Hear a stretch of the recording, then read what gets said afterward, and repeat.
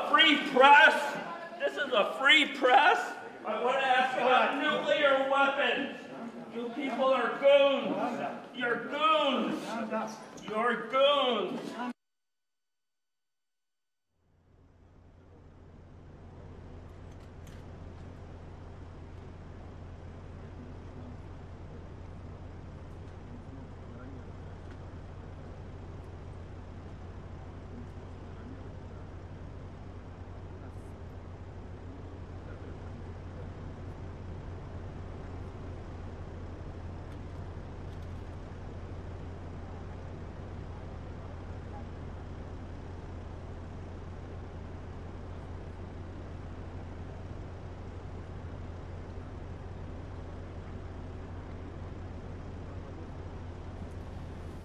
Уважаемый господин президент, дамы и господа,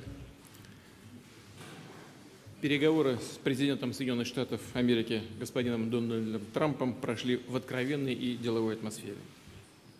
Считаю их весьма успешными и полезными. Мы рассмотрели текущее состояние и перспективы российско-американских отношений, ключевые вопросы международной повестки дня. Всем очевидно, что двусторонние отношения переживают сложный период. Однако эти трудности, сложившаяся напряженная атмосфера, не имеют объективных причин. Холодная война давно закончилась, эпоха острого идеологического прежнего уровня по всем вопросам, представляющим взаимный интерес. Как крупнейшие ядерные державы мы несем особую ответственность за международную безопасность. Считаю важным, и мы говорили об этом, отладить диалог по проблематике стратегической стабильности и нераспространения оружия массового уничтожения. Мы передали американским коллегам записку с рядом конкретных предложений на эту тему. Мы считаем необходимым дальнейшую совместную работу по проработке всего комплекса военно-политического и разоруженческого досье. Тут и продление действия договора о стратегических наступательных вооружениях, опасная ситуация вокруг развития элементов глобальной системы американской противоракетной обороны, выполнение договора о ликвидации ракет средней и меньшей дальности и тематика размещения оружия в космосе. Мы за продолжение сотрудничества в области борьбы с террором и в области обеспечения кибербезопасности. И хочу отметить, что наши специальные службы работают весьма успешно. Говорили, конечно, и о региональных кризисах, в том числе по Сирии. Что касается Сирии, то решение задачи установления в мире, в этой стране мира и согласия могло бы стать образцом успешной совместной работы. Россия и Соединенные Штаты, безусловно, могут взять на себя лидерство. Для результативного сотрудничества по сирийскому сюжету у нас есть все необходимые слагаемые. Упомяну, что российские и американские военные приобрели полезный опыт взаимодействия и координации, наладили оперативные каналы связи, что позволило не допустить опасных инцидентов и непредсказуемого столкновения на поле боя, в воздухе и на земле.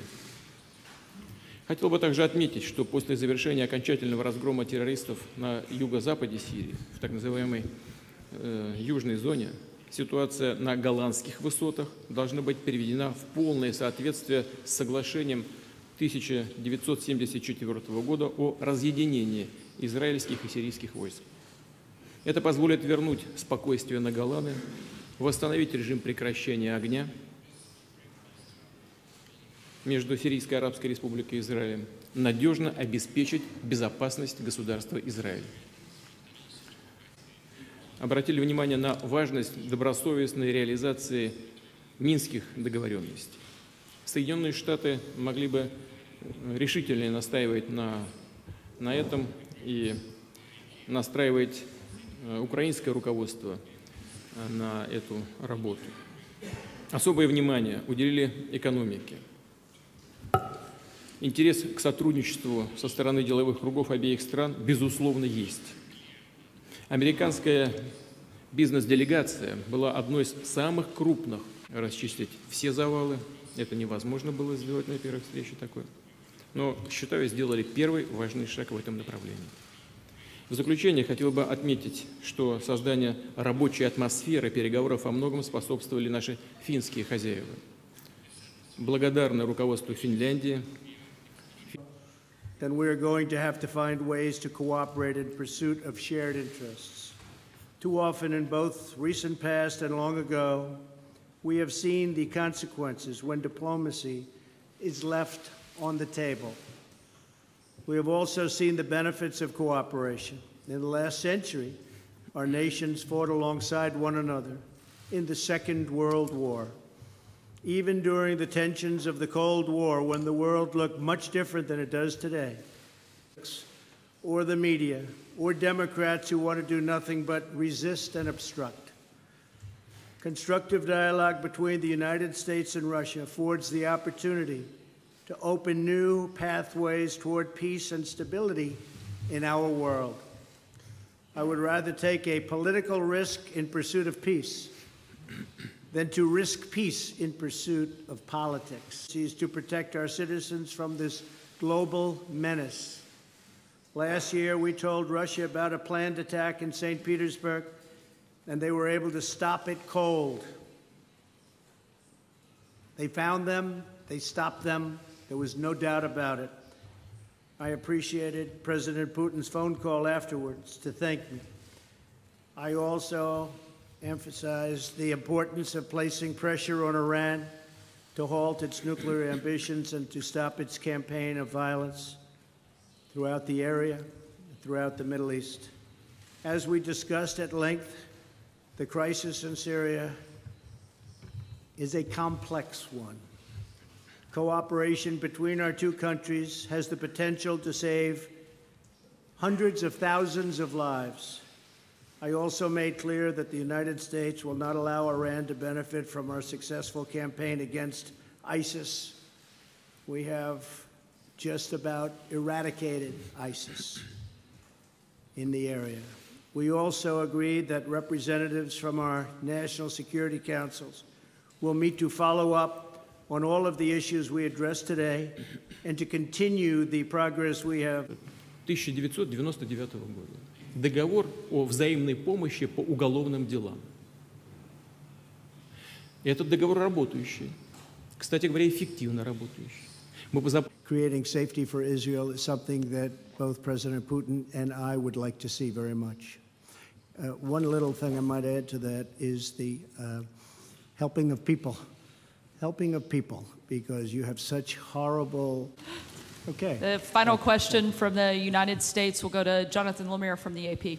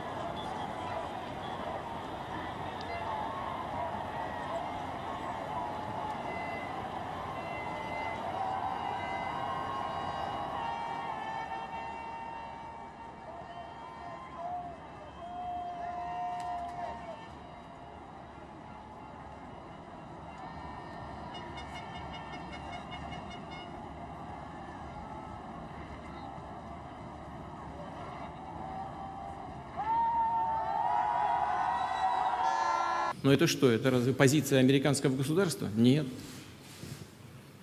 Это позиция частного лица. Вот так и здесь. Вот есть разбирательство в американском суде. Конечная инстанция всегда только суд. Пусть разбираются, посмотрим. Это касается частных только лиц, уже не государства. А последнее обвинение в отношении якобы сотрудников наших спецслужб, пожалуйста, я же на это ответил. Есть межправсоглашение. Присылайте, пожалуйста, официальный запрос. Пусть комиссия Миллера пришлет нам запрос. Мы проведем соответствующую работу и ответим. Можно и расширить это сотрудничество, я уже сказал, но тогда только на взаимной основе. Мы тогда тоже будем ждать от американской стороны доступа к тем лицам, которые мы считаем сотрудниками спецслужб. Давайте предметно обсуждать и не использовать российско-американские отношения в качестве разменной карты во внутриполитической американской борьбе. And a question for President Putin. Thank you.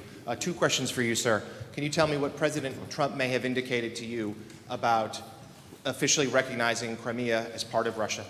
And then secondly, sir, does the Russian government have any compromising material on President Trump or his family?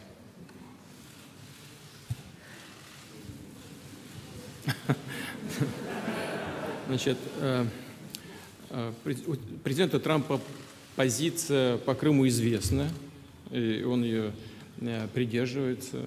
Он говорит о незаконности присоединения Крыма к Российской Федерации. У нас другая точка зрения. Мы считаем, что мы провели референдум в строгом соответствии с международным правом, с уставом Организации Объединенных Наций. Для нас, для Российской Федерации, этот вопрос закрыт. Все. Первое.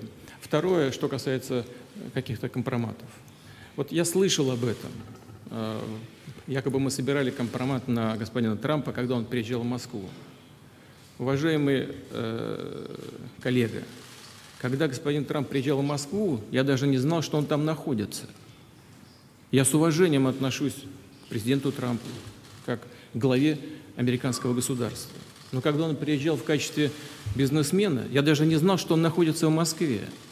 Вот на Петербургский экономический форум в Петербург приехало свыше 500 американских бизнесменов, причем самого высокого ранга. Я даже по фамилии их не вспомню. И что вы думаете, мы по каждому из них организуем оперативную работу и собираем какой-то компромат? Больше ерунды трудно себе представить просто. Просто трудно себе представить. Выбросите, пожалуйста, эту шелуху из головы. And I have to say, if they had it, it would have been out long ago. And if anybody watched Peter Strzok testify.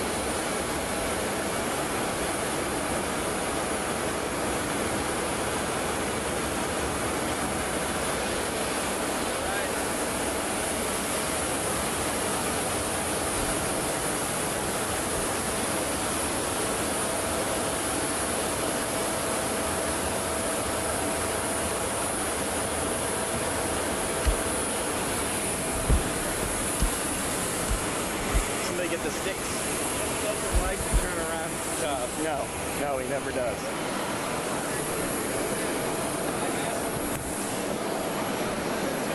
Up until this trip,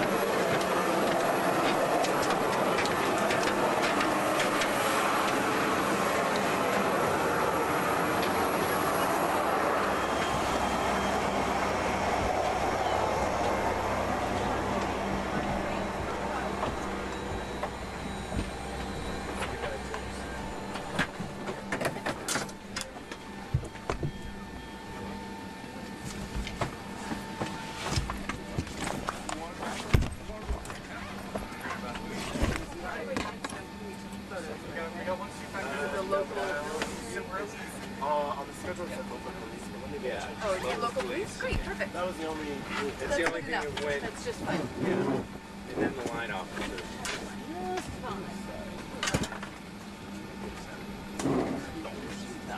Don't get me in trouble.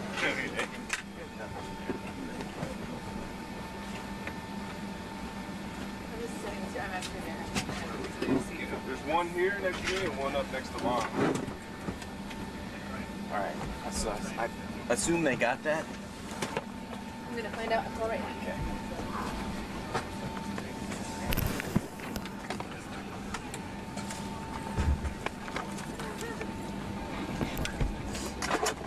But I think we're gonna move quickly because they're like, They wanted to get out.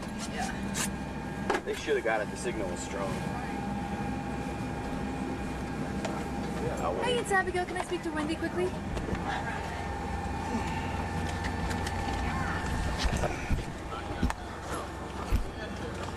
Hey, did you guys get the departure?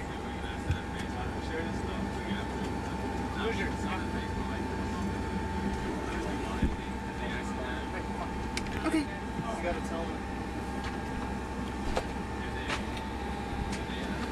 Oh, no worries. Okay, great. If there's any trouble, then you can refeed it. She got it. Thank you very much, Wendy. We're about to take off. Yeah, right.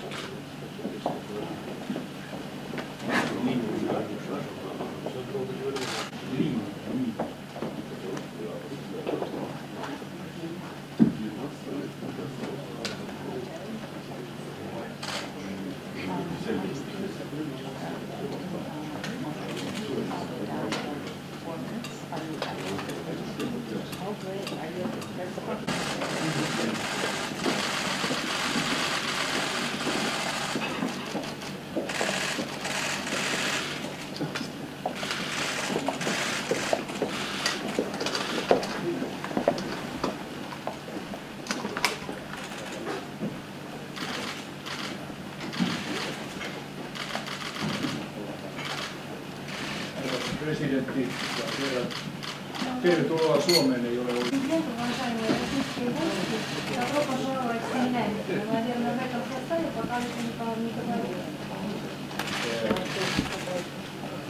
Sillä on ollut se pitkä kesä.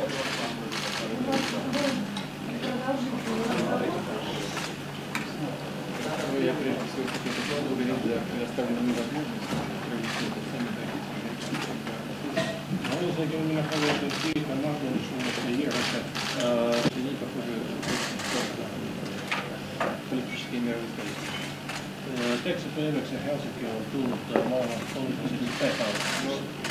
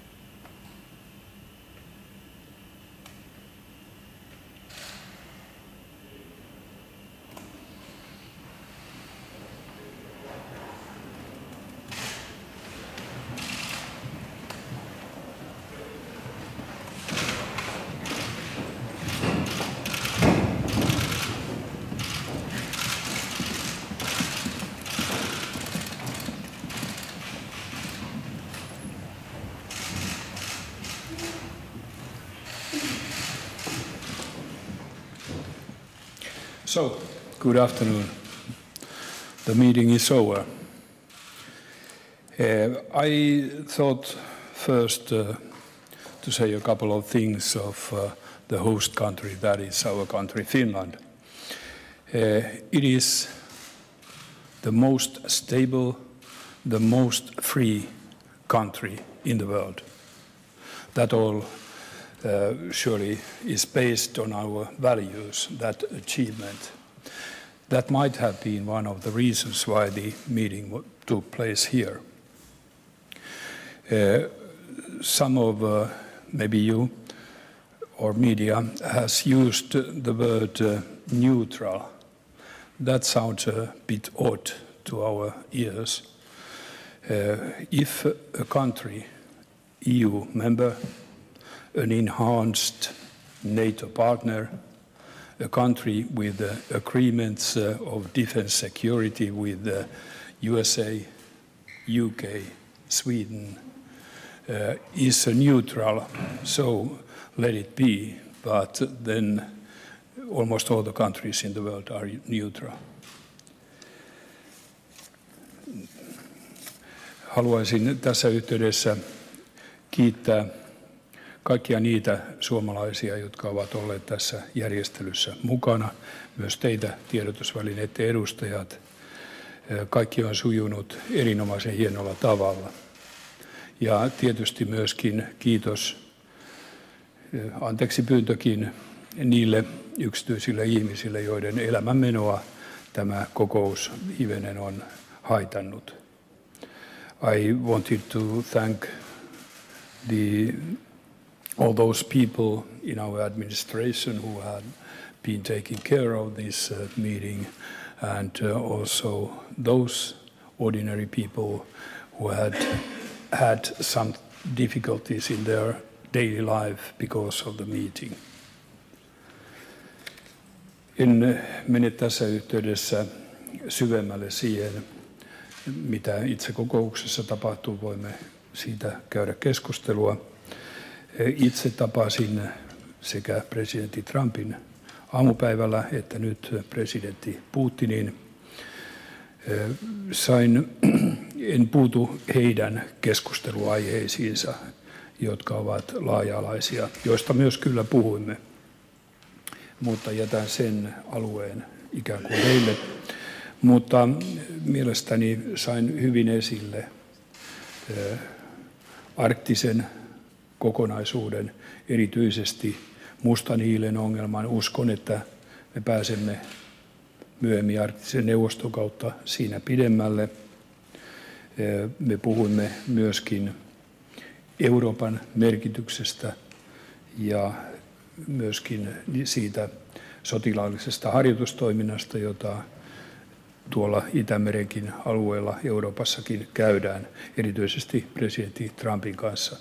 Ne kysymyksethän eivät tulleet esille sitten näiden kahden presidentin keskusteluissa.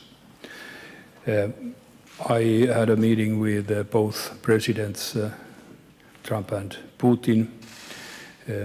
With President Trump and Putin, I discussed about the Arctic issue, specifically the black carbon, which is not the major factor, but a very important detail in what we could do to save the Arctic and save the globe in the same.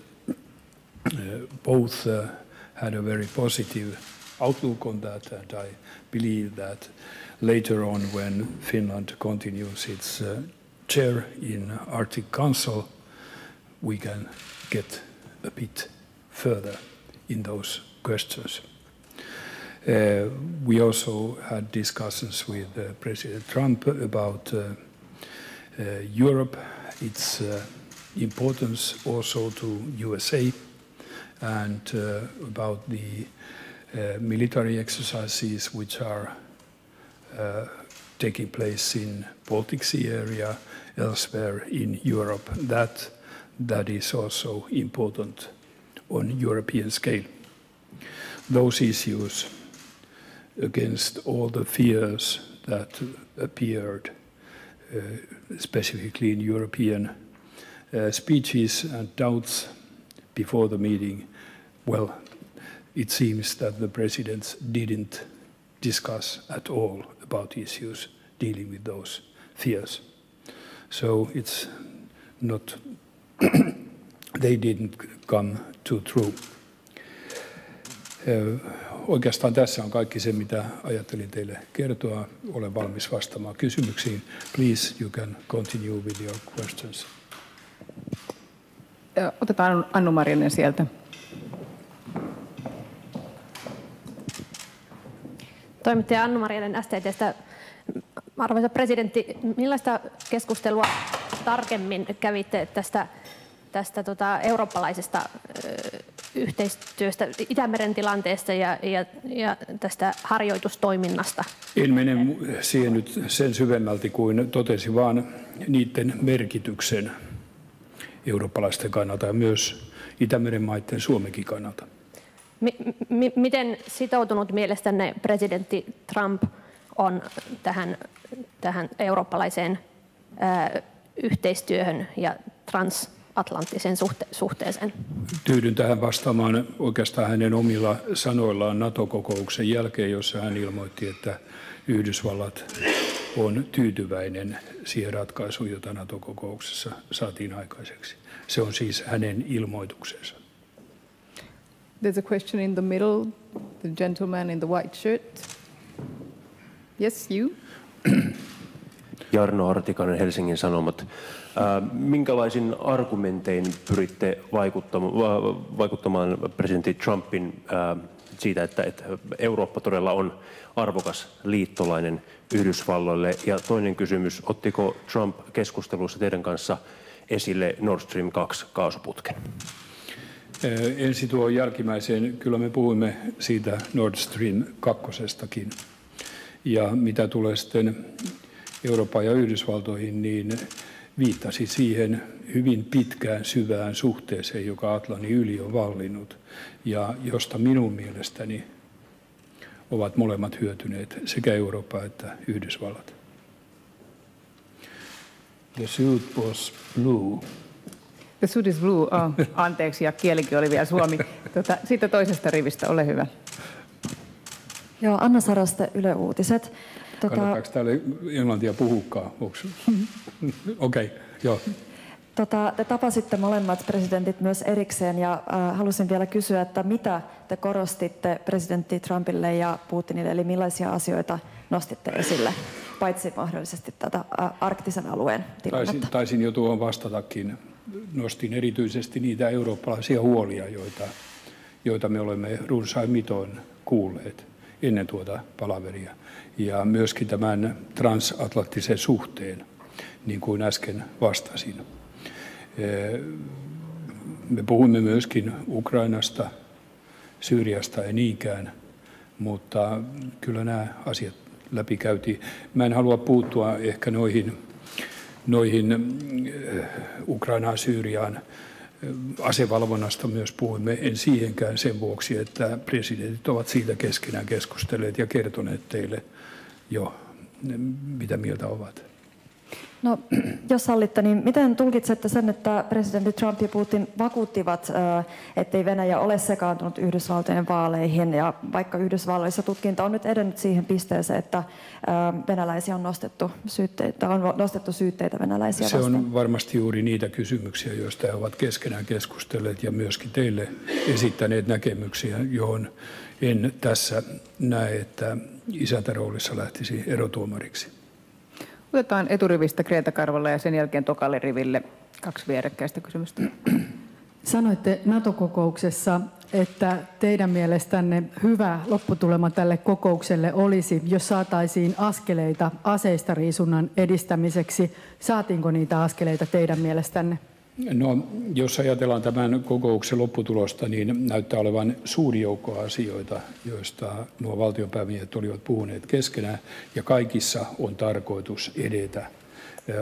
Aseriisunta tai ainakin asepalvonta oli selvästi eräs kysymys, joka oli esillä, ja toivottavasti todellakin siihen nyt sitten vakavasti ryhdytään. Niina Burmistrov, Venäjän uutistoimisto, taas Suomen toimisto. Herra presidentti, voisitteko kertoa, mistä olette puhuneet nimenomaan presidentti Putinin kanssa ja oletteko tyytyväinen tapaamiseen? Tapaamiseen hänen Putinin kanssa sekä Trumpin kanssa. Joo, kyllä olen tietysti varsin tyytyväinen siitä, että tarjoutuu tilaisuus puhua tällaisten valtionpäämiesten kanssa. Kävimme presidentti Putinin kanssa lyhyesti keskustelu jo ennen kokouksen alkua ja nyt vähän pidempään. Oli mielenkiintoista kuulla hänen näkemyksensä. Nina, annatko mikrofonia sinne päin samaa riviä pitkin? Päivi Lakka Ilta-Sanomista. Totesitte tuossa ennen huipputapaamista, että riski siitä on kasvanut, että Helsingissä päätettäisiin eurooppalaisten asioista Euroopan ylitse. Olitteko havaitsevinanne tästä minkäänlaisia? Nyt en tainnut sanoa kylläkään, että Helsingissä on se riski. Olen kyllä aikaisemmin käyttänyt useastikin sellaisen puheenvuoron, että on hyvä, että olisi dialogia, mutta on huono, jos se dialogi käy jonkun ylitse niin, ettei sitä ja koskee jotakin, jota ei siinä kuultaisi. No tässä minusta, kun seurasin tiedotustilaisuutta, ei tullut esiin mitään sellaista, jossa olisi tavallaan eurooppalaisista kysymyksistä sovittu millään tavalla. Ossi Rajala Lännen mediasta. Miten arvioisitte tämän tapaamisen isännyyden merkitystä Suomelle suhteessa Yhdysvaltoihin ja Venäjään, ja oliko tämä kaiken ajan ja rahan väärti? Niin,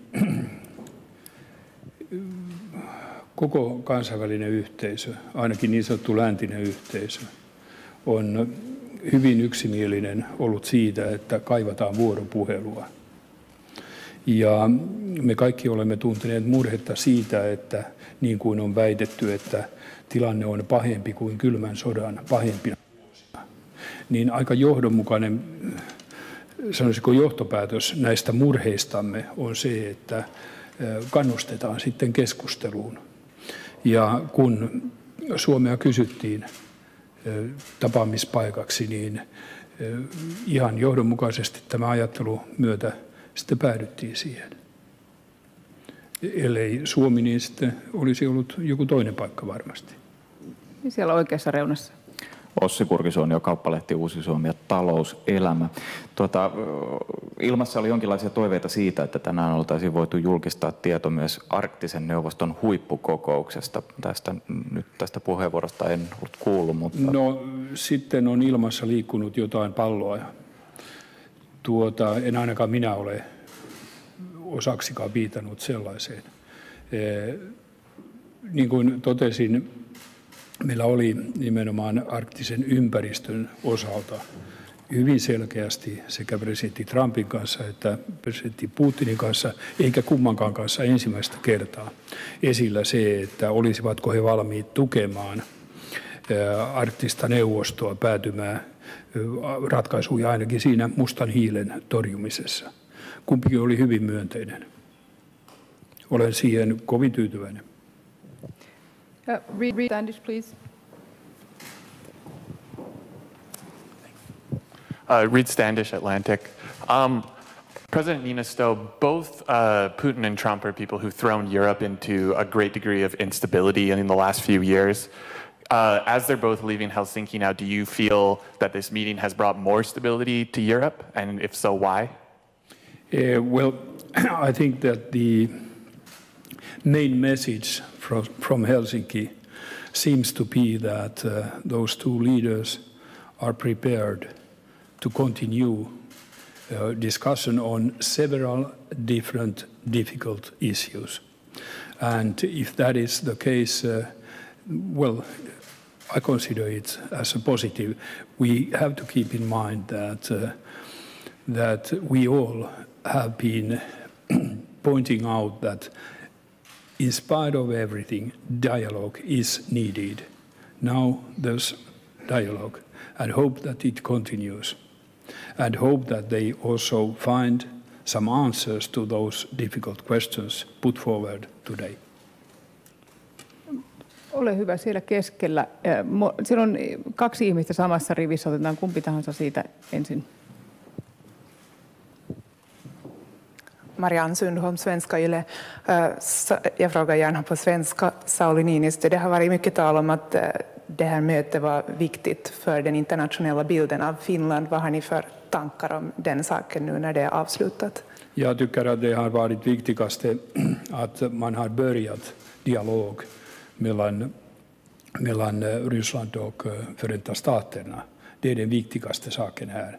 Hoppas att det också leder till något sådant där dessa mycket konstiga frågor och farliga frågor kan någon dag glömmas.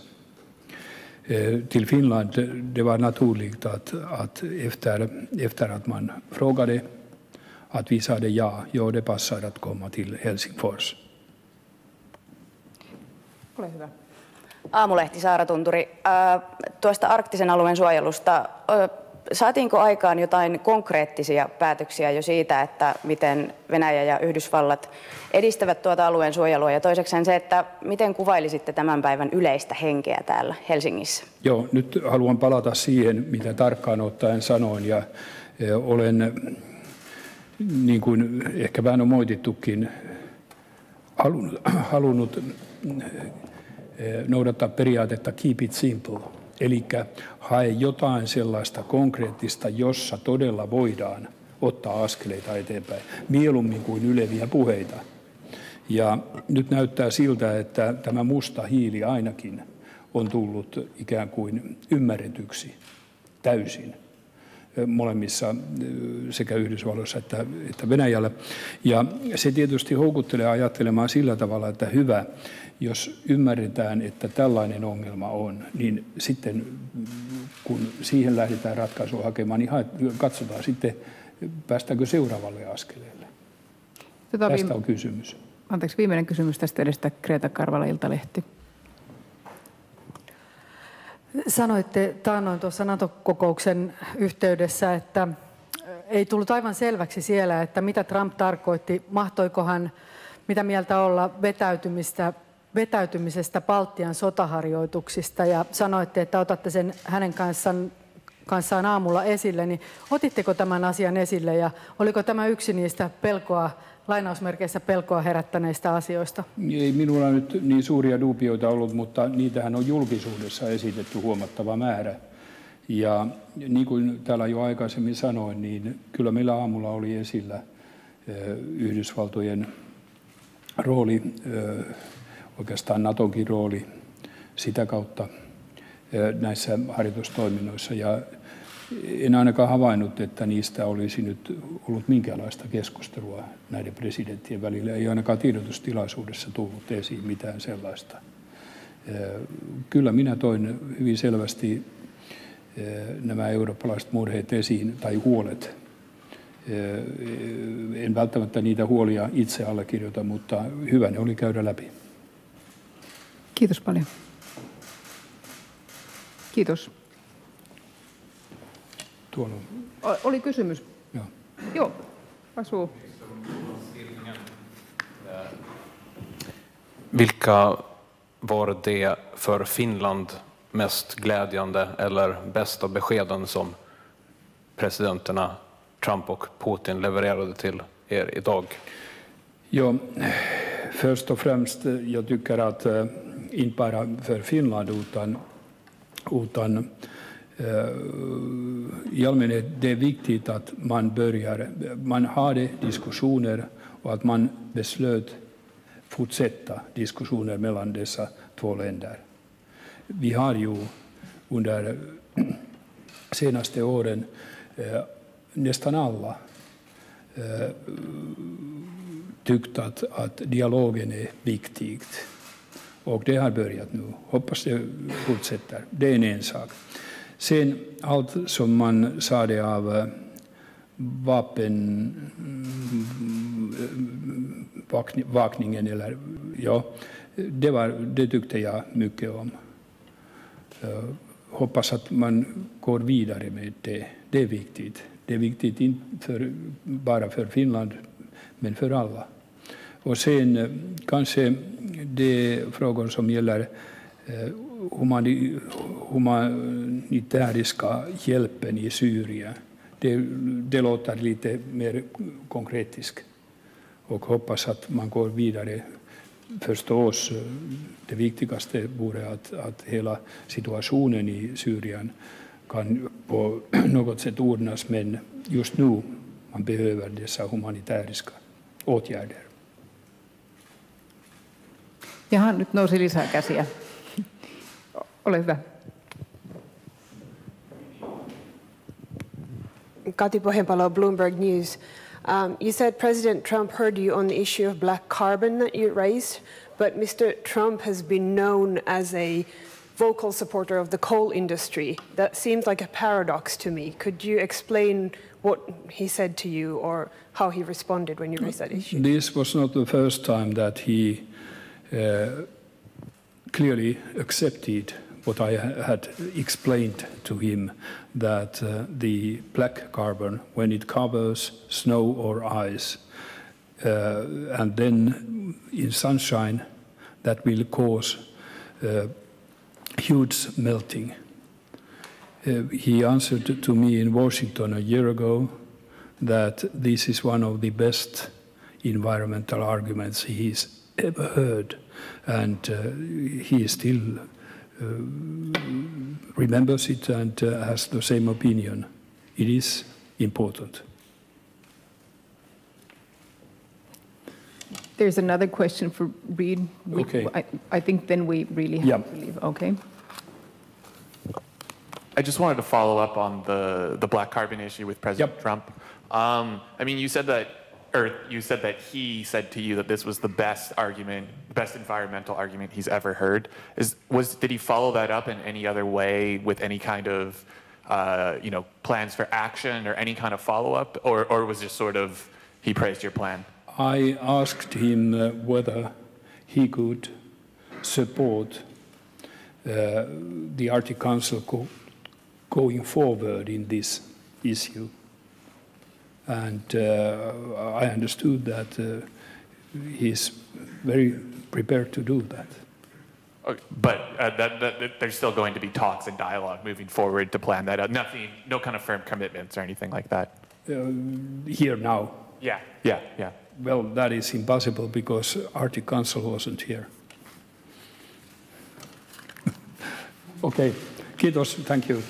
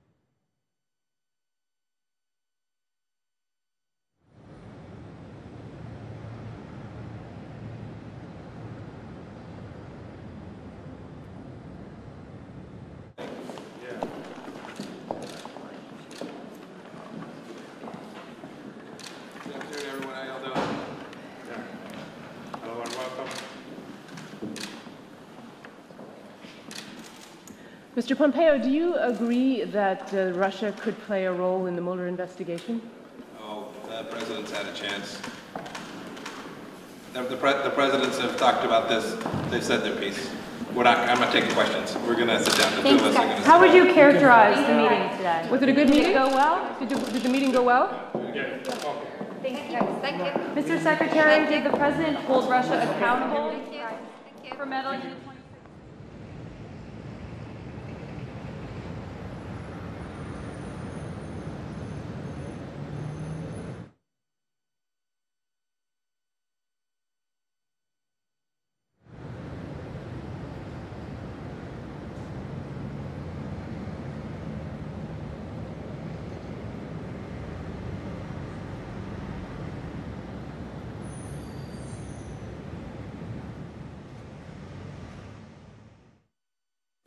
Эти отношения вывести в дружеские. Вам это удалось? Спасибо. You know, actually, I called him a competitor, and a good competitor he is. And I think the word competitor is a compliment. I think that we will be competing when you talk about the pipeline. I'm not sure necessarily that it's in the best interests of Germany or not, but that was a decision that they made. We'll be competing. As you know, the United States is now, or soon will be, but I think it actually is right now the largest in the oil and gas world. So we're going to be selling LNG, and we'll have to be competing with the pipeline. And I think we'll compete successfully, although there is a little advantage locationally.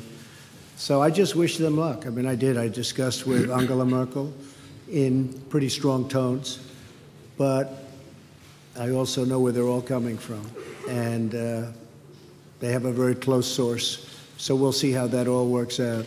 But we have lots of sources now, and the United States is much different than it was a number of years ago when we weren't able to extract what we can extract today. So today we're number one in the world at that, and I think we'll be out there competing very strongly. Thank you very much. Я позволю себе добавить два слова. Мы говорили с господином президентом, в том числе и на это. In particular, and if so, what would you consider them that they are responsible for? Yes, I do. I hold both countries responsible. I think that the United States has been foolish. I think we've all been foolish. We should have had this dialogue a long time ago, a long time, frankly, before I got to office. And I think we're all to blame. I think that the United States now has stepped forward along with Russia, and we're getting together, and we have a chance to do some great things, whether it's nuclear proliferation in terms of stopping. We have to do it. Ultimately, that's probably the most important thing that we can be working on. But I do feel that we have both made some mistakes. I think that the probe is a disaster for our country. I think it's kept us apart. It's kept us separated. There was no collusion at all. Everybody knows it. People are being brought out to the fore. So far that I know, virtually none of it related to the campaign. And they're going to have to try really hard to find somebody that did relate to the campaign. That was a clean campaign. I beat Hillary Clinton easily. And frankly, we beat her. And I'm not even saying from the standpoint, we won that race. And it's a shame that there can even be a little bit of a cloud over it. People know that, people understand it, but the main thing, and we discussed this also, is zero collusion. And it has had a negative impact upon the relationship of the two largest nuclear powers in the world. We have 90% of nuclear power between the two countries. It's ridiculous. It's ridiculous what's going on with the probe. For President Putin, if I could follow up as well, why should Americans and why should President Trump believe your statement that Russia did not intervene in the 2016 election, given the evidence that U.S. intelligence agencies have provided? And will you consider extraditing the 12 Russian officials that were indicted last week by a U.S. grand jury? Well, I'm going to let the president answer the second part of that question. But as you know, the whole concept of that came up perhaps a little bit before, but it came out as a reason why the Democrats lost an election, which frankly, they should have been able to win because the Electoral College is much more advantageous for Democrats, as you know, than it is to Republicans. We won the Electoral College by a lot, 306 to 223, I believe. And that was a well-fought battle. We did a great job. And frankly, I'm going to let the President speak to the second part of your question. But just to say it one time again, and I say it all the time, there was no collusion. I didn't know the President. There was nobody to collude with. There was no collusion with the campaign. And every time you hear all of these, 12 and 14, it's stuff that has nothing to do, and frankly, they admit, these are not people involved in the campaign. But to the average reader out there, they're saying, well, maybe that does. It doesn't. And even the people involved, some perhaps told misstories, although in one case the FBI said there was no lie. There was no lie. Somebody else said there was. We ran a brilliant campaign, and that's why I'm president. Thank you. По поводу того, кому верить и кому не верить. Thank you. Well, I guess I'll answer the first part of the question. We've worked with Israel long and hard for many years, many decades. I think we've never has anyone, any country been closer than we are. President Putin also is helping Israel, and we both spoke with Bibi Netanyahu, and they would like to do certain things with respect to Syria, having to do with the safety of Israel. So in that respect, we absolutely would like to work in order to help Israel, and Israel will be working with us, so both countries would work jointly. And I think that when you look at all of the progress that's been made in certain sections with the eradication of ISIS, we're about 98%, 99% there, and other things that have taken place that we've done, and that, frankly, Russia has helped us with in certain respects. But I think that working with Israel is a great thing, and creating safety for Israel is something that both President Putin and I would like to see very much. One little thing I might add to that is the helping of people. Helping of people, because you have such horrible, if you see, and I've seen reports and I've seen pictures, I've seen just about everything. And if we can do something to help the people of Syria get back into some form of shelter and on a humanitarian basis, and that's what the word was, really, a humanitarian basis. I think that both of us would be very interested in doing that, and we will do that. Okay? Thank you very much. Excuse me, but for now, no specific agreements, for instance, between the militaries? Well, our militaries do get along. In fact, our military is actually... We've been receiving them now for almost 5 years. That's been an ongoing, regular thing, and so we've been doing that. This is now different in the sense that this is part of the government's mandated order from the judge in San Diego to reunite all separated children with their parent by the 26th of July. As you all know, the first phase of that were what was referred to as tender-age children that were 4 years of age and younger. That first phase has been completed. It's my understanding that approximately 57 of those children were reunited. They're out of 103. I'm getting a lot of questions about why the others were not, and I'm going to clarify that for some of these questions, you're going to have to go to ICE, you're going to have to go to ORR, the Department of Health and Human Services, where the information should appropriately come from them, or the explanations.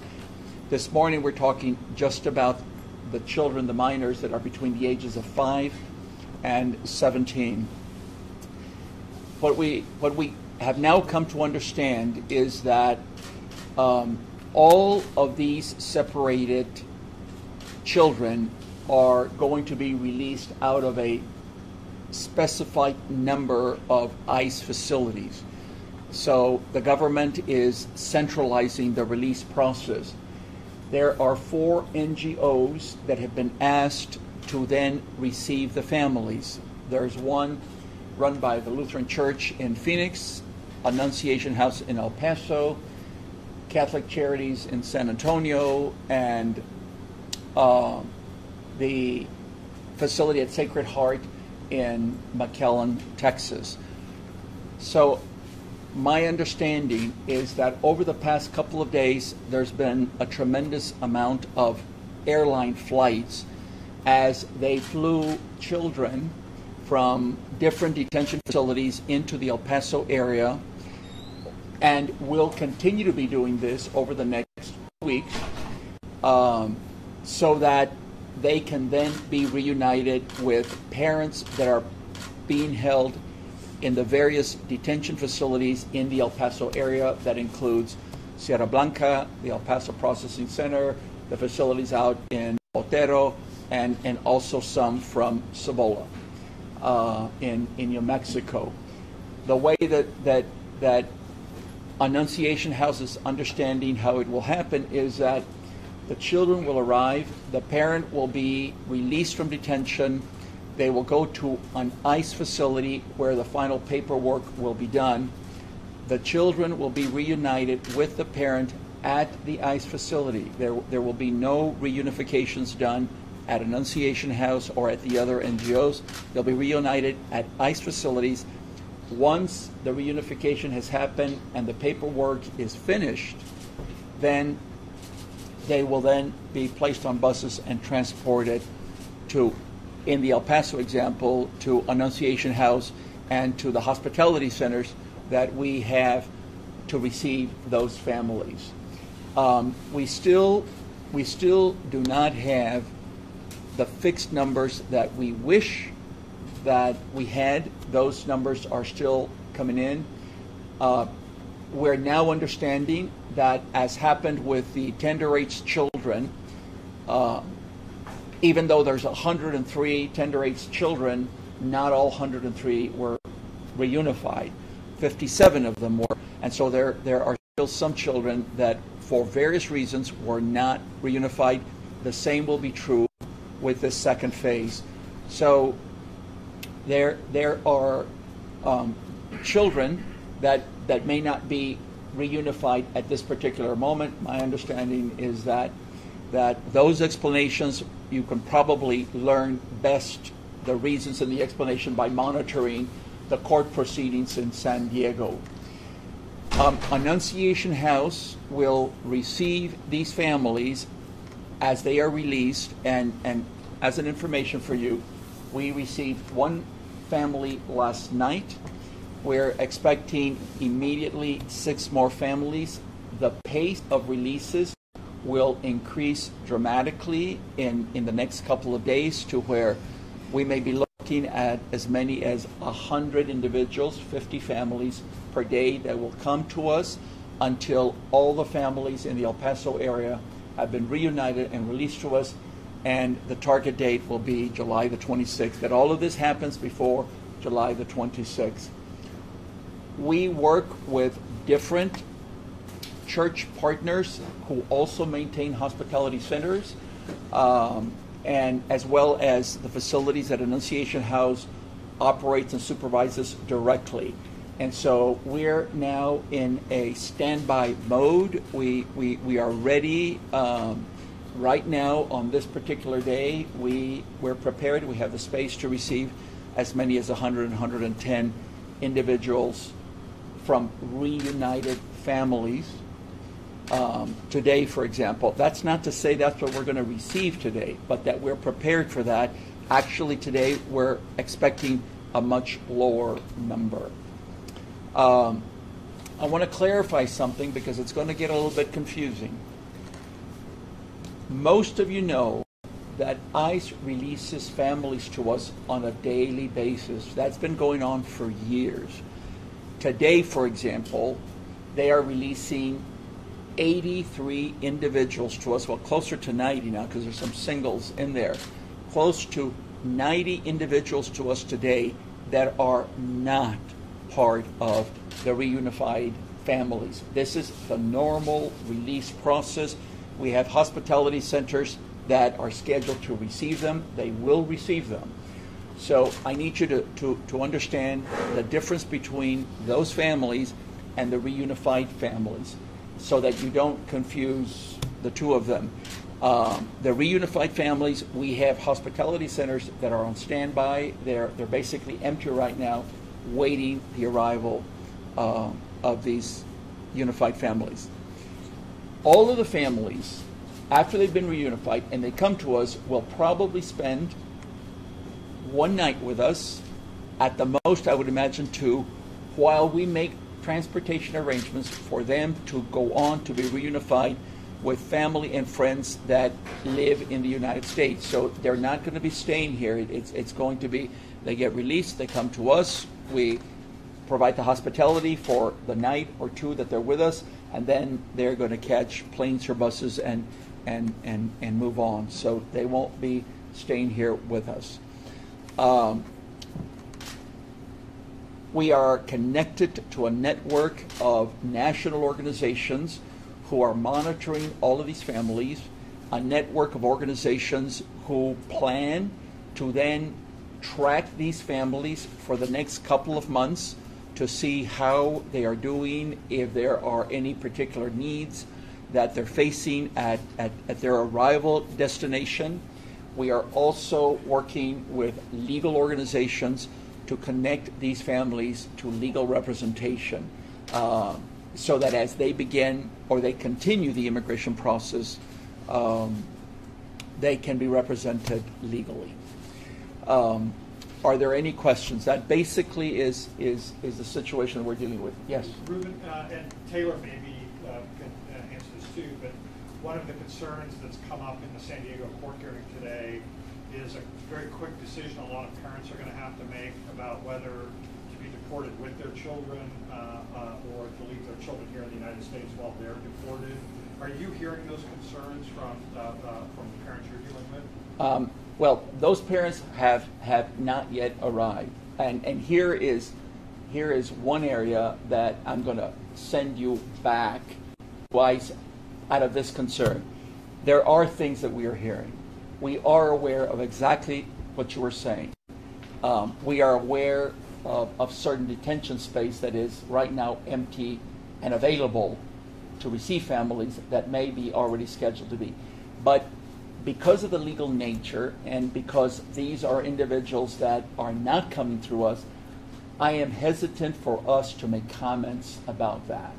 So I'm going to refer you back to ICE. I'm going to refer you back to the court process that's going on in San Diego. I think your question is eminently important because, for example, in the case of the tender-age children, 57 were released. What is happening with the others? And there may be very good explanations. I just think that those explanations have to be officially given. Right now, there's a lot of speculation, and I think officially there needs to be an answer to those questions.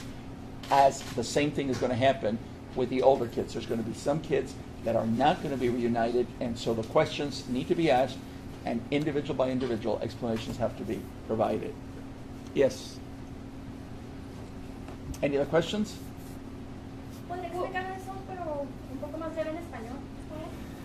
Esta mañana lo que estamos haciendo es, estamos dando un aviso sobre el hecho que ahora está empezando el proceso de la reunificación de los niños que fueron separados de sus papás, la reunificación de los niños de las edades de 5 a 17. Como sabemos, los niños menores de 4 años para abajo, ellos ya fueron reunificados, es decir, los que pudieron ser reunificados ya fueron reunificados y ahora estamos entrando a la siguiente etapa de este proceso de reunificación. El Paso aquí fue escogido como uno de los lugares que se va a usar para reunificar y después de esa reunificación soltar, dar en libertad el papá o la mamá y su niño o niñas una vez que ya terminó la reunificación y el papeleo relacionado a eso, van a ser transportados a los centros de hospedaje que la Casa de Anunciación maneja. Nosotros esperamos que vamos a recibir varios cientos de familias durante los siguientes 2 semanas. Hay una orden de un juez federal en San Diego que les da a inmigración hasta el 26 de julio para completar este proceso de reunificación. El papel de la Casa de Anunciación es mantener los albergues, los centros de hospedaje, para poder recibir a estas familias y luego ayudarles a estas familias a hacer sus arreglos de transporte y luego salir del Paso para ser reunificados con familiares, amistades en otras partes de los Estados Unidos. Así es que no se van a quedar aquí en El Paso. La estancia de estas familias con nosotros calculamos va a ser de 24 a posiblemente 48 horas. Okay. ¿Cómo se están preparando y cuántas personas estarían recibiendo por día? Nosotros le estamos diciendo a ICE y ORR que estamos preparados nosotros para recibir 100 personas cada día. Estas son personas que fueron reunificados. Hice la aclaración hace momento de que aparte de estas familias, normalmente nosotros también recibimos familias que ICE suelta por falta de cupo en los centros de atención. Es que son 2 diferentes grupos. Esas familias siguen llegando con nosotros. Lo que ha pasado por los últimos 5 años en realidad.